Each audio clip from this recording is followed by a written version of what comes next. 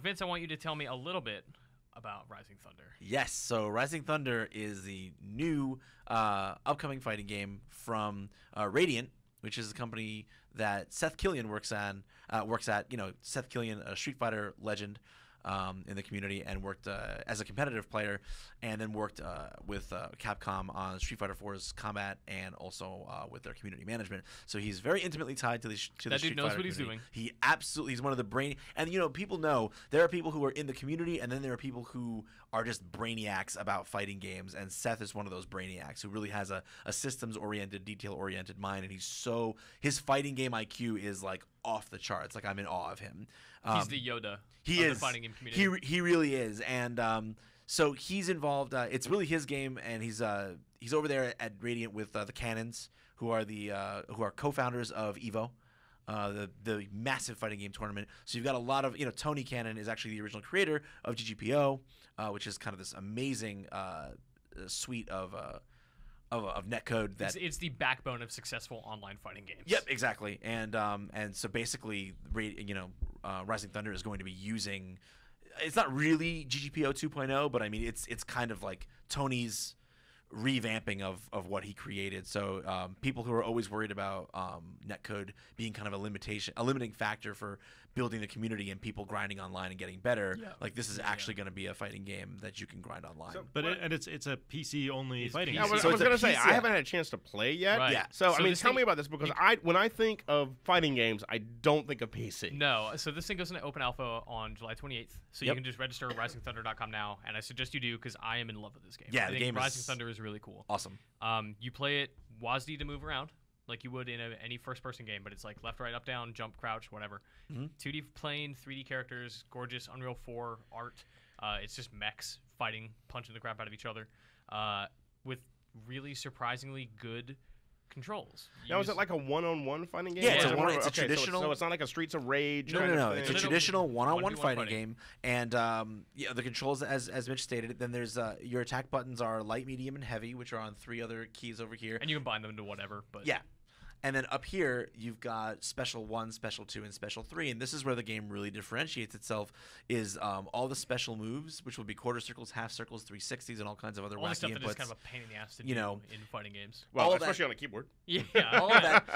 All of that is actually just button 1, button 2, and button 3 along with directions. But like when I first heard that, I was like, oh, so you're going for something like super casual and streamlined. And it's like, it's actually not.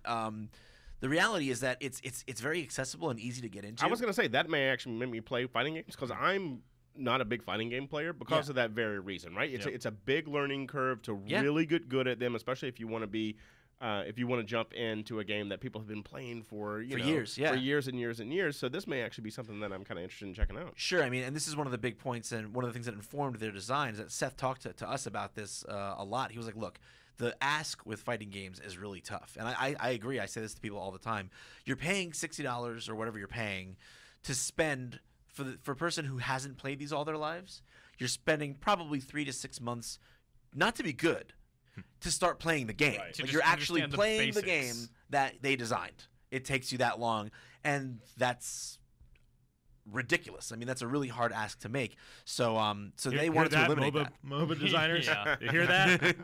Well, I mean, that's almost, with MOBAs, it's almost like the learning curve of like understanding the nuances of the meta. But this is just mechanically, if you want to do the things that you must do with your character, you need to spend 3 to 6 months getting the muscle memory. To know what you can block, where you should be at a given moment, when like a cross-up is appropriate. Yeah, and they want hard. Exactly, it's hard, but they want you getting right to those decisions and the learning of the meta of fighting games, as opposed to spending 3 to 6 months struggling with how do I do a fireball. Right. If this happens, I should be trying to do this. If this happens, that's the thing that was so hard for me with fighting games, is that I kind of got to the point where I could see what I needed to do, but I didn't have the mechanics to be able to do that yet. Yeah, right? Absolutely. So this has that So level it's frustrating. Yeah. Mm-hmm. So this is where I think like someone like you will be very interested in it, because like the controls seem very strange, but when you get used to it, you're just like, oh, like JKL, light, medium, heavy, and then right above those keys you have your I used to play abilities. racing games with the keyboard, Oh, man. man. You'll be fine. You'll be right in there.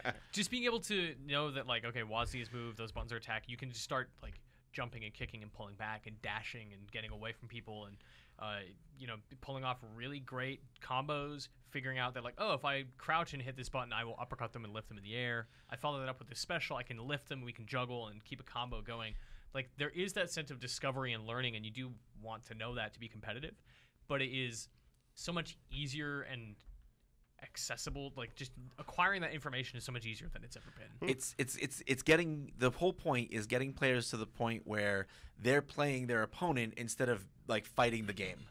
And getting them to that point faster than other fighting games do. And for me, as someone who literally doing a quarter circle or a half circle is, in my brain and for my hands, is literally no different than pressing one button or pressing a direction, because I've been playing them for over 20 years. So it's like, literally the barrier is not there to me, but I get sad when I want to share it with someone and they struggle with those things and they just can't play. They literally just can't play it with me unless they do. So you can play this with a gamepad, right? Yes, you can play it with a gamepad. You can play it with a joystick. Those will be absolutely supported, and you won't be at a disadvantage or an advantage by doing that, because there is no quarter circles to do. There's no half circles. It's just literally positioning and button presses. Exactly, and that's what ostensibly fighting games are supposed to be about: decision making, positioning, and pressing the right buttons at the right time. Anyway, so this just kind of filters the process. Makes the combos not so difficult. You won't often hear me clamoring for gamepad support on a PC game,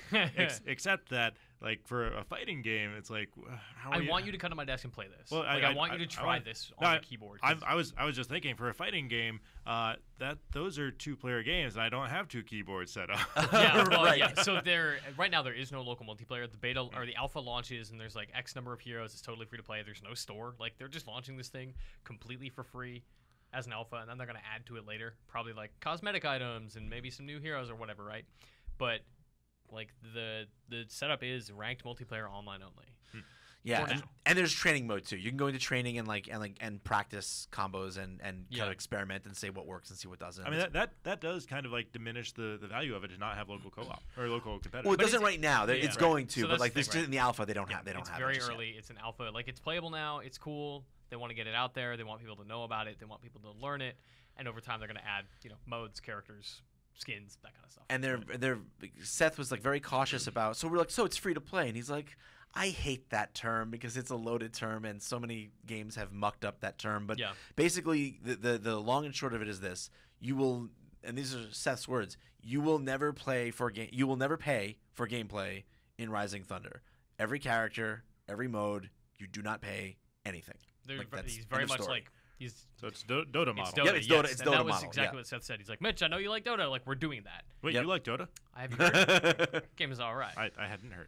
What's amazing to me about Rising Thunder, though, more than anything, is that if you explained it to me on paper and said, yeah, it's got these streamlined mechanics, I would have been like, well, that's so bad. I'm like, that sounds so bad. But then I played it, and all the fundamentals of fighting games, cross-ups, high-low mix-ups, left-right mix-ups, canceling dashes. Yes, all kinds, different, like, combo theory, just the matchup knowledge, all armor, those invincibility. Yes, all those things are there. It's 100% a legit, straightforward one-on-one fighting game. Like, if you have fighting game fundamentals from Street Fighter, it will absolutely all carry over, and it's all there. I do think it's unfortunate that over the past few years, the term accessible has come to mean simplistic. Yeah. Right. And it's like whereas it's a pejorative. Yeah, whereas accessibility can actually be a really good thing if done well. So curious if you should check this out. I think you made the dissemination perfectly there. The game is accessible. It is not in any way simplistic. Yeah, I mean, I think like the ideal for a game is that it be simple to learn but take a lifetime to master.